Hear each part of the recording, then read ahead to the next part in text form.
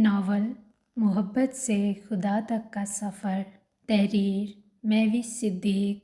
किस्त नंबर 38। ज़रार फातिमा की तेज़ी से नम होती आंखों को देखते इसके बिल्कुल पास चला गया। आफ़ान गैर यकीन निगाहों समेत इस नई सूरत हाल को ही समझने की कोशिश कर रहा था। मामा प्लीज़, मुझे आपकी और आपके प्यार की अशद ज़रूरत है। आप मुझे यूँ अकेला छोड़कर मत जाइए प्लीज़। ज़रार की आवाज़ ना चाहते हुए भी भरा सी गई।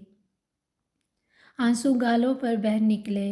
ये दिलसोज मंजर देखते फातिमा ने अपने कदम आगे बढ़ाए और फिर अपने हाथ के पोरों से इसकी भीगी आंखें साफ करने लगी।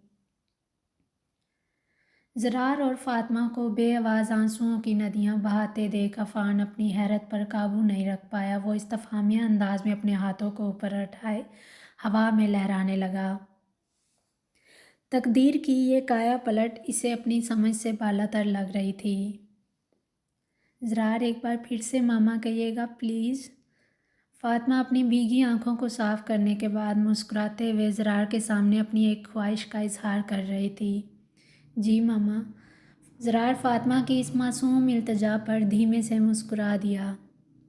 थैंक यू सो मच बेटे। आप नहीं जानते, आपने मुझे मामा कहकर इस दुनिया की सबसे बड़ी खुशी से नवाजा। I am so happy today. ये मेरी ज़िंदगी का सबसे हसीन तरीन बर्थडे है क्योंकि इस दिन अल्लाह ताला ने मुझे आपकी मोहब्बत और आप जैसा बेटा गिफ्ट के तौर पर दिया है। इस नेमत के लिए मैं अल्लाह ताला का जितना शुक्र अदा करूँ कम है। फातिमा का लहजा तशक्कुर अमेज़ लग रहा था। कोई मुझे भी बताएगा ये सब हो क्या रहा है? अफ़ान के सख्त लहजे ने इनकी तवज्जो बेसाख्ता अपनी जानब मबजूल करवा ली क्योंकि वो दोनों आपस में मगन इस वक्त अफ़ान की मौजूदगी को यकसर भूल ही चुके थे। एक्चुअली अफ़ान वो मैं। ज़रार को अज़द खामोश देख फातिमा ने अपनी पेशानी मसलते बात का आगाज़ किया। ज़रार, क्या इनके वापस लाहौर जाने के फ़ैसले की वजह तुम थे? अफ़ान की सर्द आवाज़ ने फातिमा की बात को मुकम्मल होने से पहले ही काट दिया।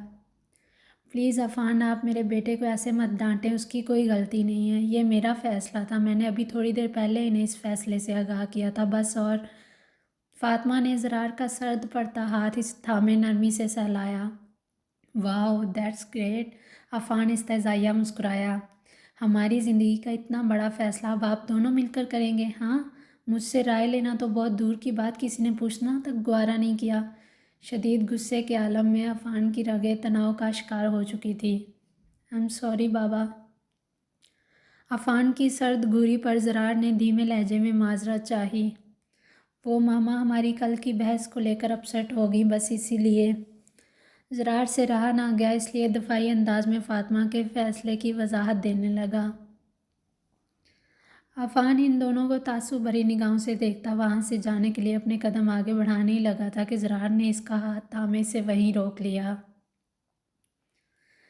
आई एम सॉरी बाबा, मैंने आपको बहुत ज़्यादा हर्ट किया। Really sorry for everything. Zarar अब इसके सीने पर सर टिकाए आंसुओं समेत रो रहा था। वो अज़हद नादम लहजे में अफ़ान से अपने किए हर अमल की माफ़ी मांग रहा था। ज़रार के अपनायत भरे अंदाज पर अफ़ान ने इसके सर पर दस्ते शफ़क़त रख दिया। आखिर को वो इसका लाडला बेटा था जिसमें अफ़ान की जान बसती थी। इट्स ओके बेटा, आइंदा ऐसा नहीं होना चाहिए। अफ़ान ने इसे माफ़ तो कर दिया मगर इसके साथ साथ आइंदा के लिए एहतियात बरतने की ताकीद करना भूला नहीं था। जी बाबा। ज़रार ने फर्मा बरदारी का अमली मुज़ाहरा करते फ़ौरन इस बात में सर हिला दिया। बाबा, मैं आप और मामा के साथ मिलकर एक फ़ैमिली की तरह रहना चाहता हूँ, आप दोनों के साथ अलग अलग नहीं। ज़रार फातिमा का हाथ थामे इसे अफ़ान के करीब ले आया। इस वक्त फातिमा की निगाहों के साथ साथ इसका सर भी तकरीबन झुका हुआ था। ओके। फातिमा को हनूस खामोश खड़ा देख अफ़ान ने ही ज़रार की मौजूदगी के पेश नज़र धीमे से मुस्कुराते हुए जवाब दे दिया। प्रॉमिस। ज़रार अपने बेकरार दिल को फिर से तसल्ली देना चाहता था। प्रॉमिस। अब की बार अफ़ान ने ज़रार के शानों पर हाथ रखे इस बात में सर हिला दिया। Thanks a lot, thank you so much to both of you. Zarar ने इन दोनों से बारी बारी मुसाफा किया और फिर एक खुशगवार मुस्कुराहट इन दोनों की जानब उछालते कमरे से बाहर चला गया। زرار کے جاتے ہی عفان نے فاطمہ کو سرد گھوری سے نوازا اور پھر اس کی سائڈ سے گزرتے وہاں سے آگے بڑھنے لگا، مگر اگلے ہی لمحے فاطمہ کی دھیمی آواز نے اس کے بڑھتے قدموں کو فوراً اپنے قوی حصار میں جکڑ لیا۔ عفان! فاطمہ نادم تاثرات سمیت بار بار اپنے ہاتھوں کو مسل رہی تھی۔ اب کیا ہوا؟ کوئی اور فیصلہ بھی سنانا باقی ہے کیا؟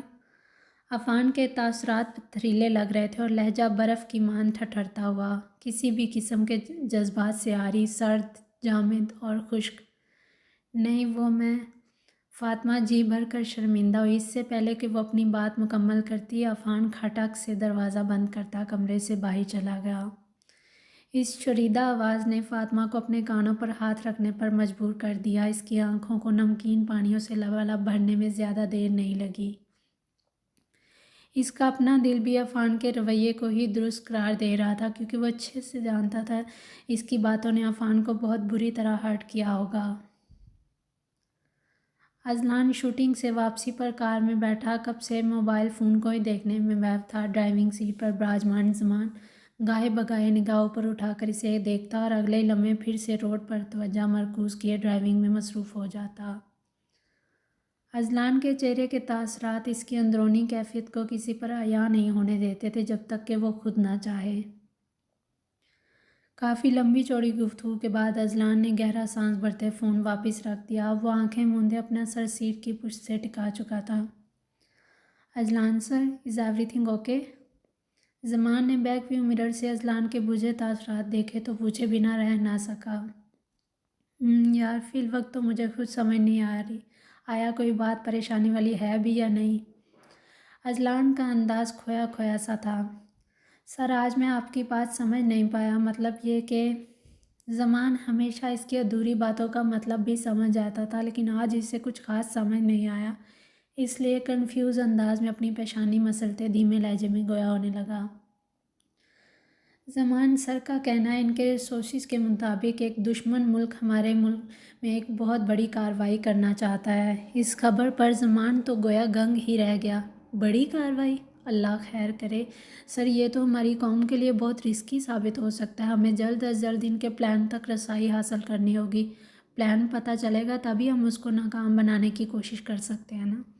زمان کے چہرے پر تفکر کے گہرے سائے لہرا رہے تھے۔ حب الوطنی کی جھلک ان دونوں کے انگ انگ سے پھوٹ رہی تھی۔ میں بھی یہی سوچ رہا ہوں، کام شروع کہاں سے کروں؟ ان ناپاک عزائم کے پیچھے ہے کون؟ کچھ سمجھ نہیں آ رہا۔ اذلان کافی پریشان دکھائی دے رہا تھا۔ اذلان سر، کہیں اس کا تعلق ناصر ملک کے کرندوں سے تو نہیں؟ کیا پتہ وہ لوگ یہ سب کارروائی ایک انتقام کے تحت کر رہے ہوں۔ آخر کو ہم نے ان کا ڈرگ کا غیر قانونی دھندا ٹھپ کیا ہے۔ زمان نے اپنے تئیں اندازہ لگانے کی کوشش کی۔ نہیں زمان، یہ کسی غیر ملکی ایجنسی کی کارروائی لگتی ہے۔ ناصر ملک اور اس کے کرندے مقامی گنڈے ہیں جن کا مقصد صرف زر، زن اور زمین حاصل کرنا ہے۔ انہیں ملک اور قوم سے کوئی دلچسپی نہیں ہے۔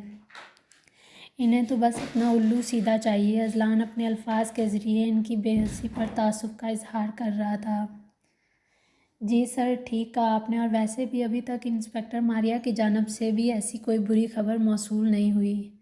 زمان نے تائیدی انداز میں اس کی بات کو تسلیم کیا اور پھر اسٹیئرنگ وہیل گھماتے یو ٹرن لیا۔ اب کار کا رخ گھر کے راستوں کی طرف تھا۔ یہ تو اچھی بات ہے، ورنہ جیڈی بیچارے کو اپنی شادی کے دنوں میں بھی اس مشن پر کام کرنا پڑتا۔ اذلان کے چہرے پر اس وقت مبہم مسکراہٹ رقصاں تھی۔ صحیح بات ہے سر، ویسے کب ہو رہی ہے ان کی شادی؟ زمان نے بیک ویو مرر سے اذلان کو دیکھتے استفساریہ انداز اپنایا۔ اسی ہفتے کے آخر میں۔ اذلان نے موبائل کی اسکرین کو اسکرول کرتے زمان کے سوال کا جواب دے دیا۔ کچھ ہی منٹوں کے بعد وہ مسکراتی نگاہوں سمیت ٹائیگر کے نمبر سے زینی کو حال احوال کا میسیج سینڈ کرتے اس کے رسپانس کا ویٹ کرنے لگا۔ حالانکہ وہ اچھی طرح جانتا تھا زینی اسے رپلائی نہیں دے گی، کیونکہ اس دن ٹائیگر یعنی اذلان نے اسے خوب تپایا تھا۔ اذلان نے کچھ دیر ویٹ کیا اور پھر موبائل رکھ دیا۔ اب وہ زینب کے انہی غصیلے تاثرات کو یاد کر رہا تھا جو اس دن ٹائیگر کے میسیج کے رد عمل کے طور پر اس کے چہرے کی زینت بن چکے تھے۔ زینب، میں سوچ بھی نہیں سکتا تھا زندگی میں ایک دن ایسا بھی آئے گا جب مجھے آپ کے غصے سے بھی محبت ہو جائے گی۔ آپ کی محبت کا حصار اس قدر مستحکم تھا کہ اذلان شاہ جیسا مضبوط اعصاب کا مالک مرد بھی اسیر بنتے ہوئے آج اس کے سامنے گھٹنے ٹیک چکا ہے۔ آپ کی محبت نے میری نفرت کے گھڑے کو چکنا چور کر دیا، اب تو مجھے اپنے اندر اس کا نام و نشان بھی کہیں نظر نہیں آتا۔ اذلان اپنی سوچوں میں ہی زینب سے مخاطب ہوتے اپنے دل کا بوجھ ہلکا کر رہا تھا۔ اب تو صورتحال کچھ یوں تھی کہ جب کبھی اذلان کو کوئی پریشانی لاحق ہوتی وہ سب سے پہلے زینب کے بارے میں سوچتا تھا۔ اس کی آدھی سے زیادہ پریشانی تو اس کے بارے میں سوچنے سے ہی کم ہو جاتی تھی۔ تمام پیریڈز اٹینڈ کرنے کے بعد روشان اور مریم لان میں موجود اسی مخصوص بینچ پر آ کر بیٹھ گئے جہاں فارغ اوقات میں بیٹھنا ان کا روز کا معمول بن چکا تھا۔ مریم بیزار تاثرات سمیت اپنی کتابیں بینچ پر رکھتی بے مطلب اطراف میں دیکھنے لگی۔ مریم آپ بور ہو رہی ہیں کیا؟ مقابل بیٹھے روشان نے نرمی سے استفسار کیا۔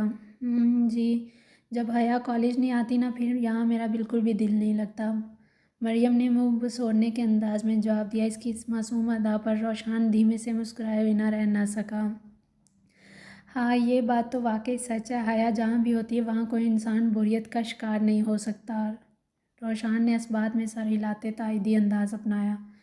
یا تو میں کل اسے زبردستی کالج لے کر آؤں گی یا پھر میں بھی چھٹی کر لوں گی، اس کے بغیر کالج آنے کا بالکل بھی مزہ نہیں آ رہا۔ مریم کی کل کی چھٹی والی بات کو سنتے روشان ایک پل کے لیے چونک گیا۔ وہ پہلے اس سے اتنے دنوں بعد ملا تھا، اب حیا کی وجہ سے پھر سے مریم کا چھٹی کرنا روشان کو عجب مشکل میں ڈال گیا۔ ویسے مریم حیا آ کیوں نہیں رہی؟ سب خیریت تو ہے نا؟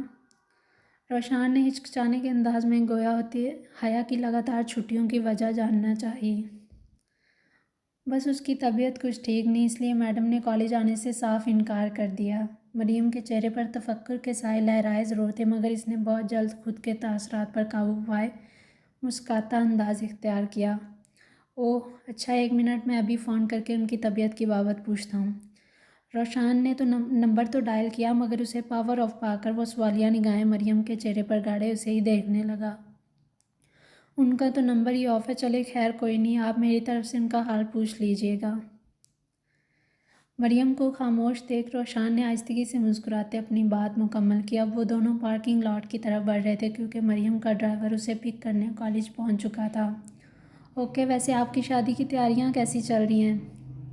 مریم کے ذہن پر اچانک ایک کندہ آن لپکا۔ میری شادی؟ روشان ایک دم گڑبڑا سا گیا۔ اوہ سوری، میرا مطلب جاوید انکل کی شادی۔ مریم نے پہلے تو اپنے سر پر ہلکی سی چپت لگائی اور پھر اپنی بات کی مکمل وضاحت پیش کی۔ ہاں اچھا، روشان بساطہ قہقہہ لگا کر ہنس دیا۔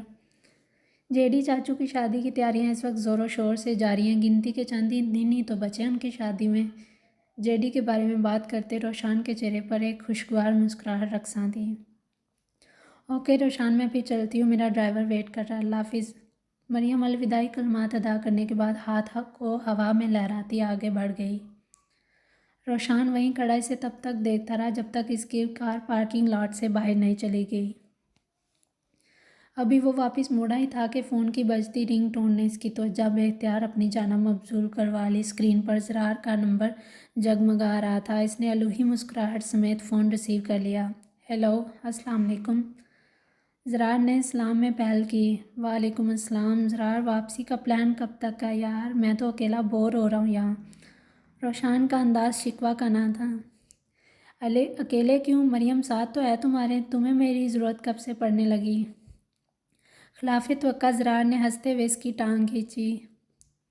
اس کے خوشگوار لہجے پر روشان ششدر کیفیت میں مبتلا ہو گیا۔ اب وہ خود کو یقین دلانے کے لیے موبائل کان سے ہٹائے اسکرین پر نظر آتے نمبر کو بغور دیکھ رہا تھا۔ انداز تصدیق چاہنے والا تھا۔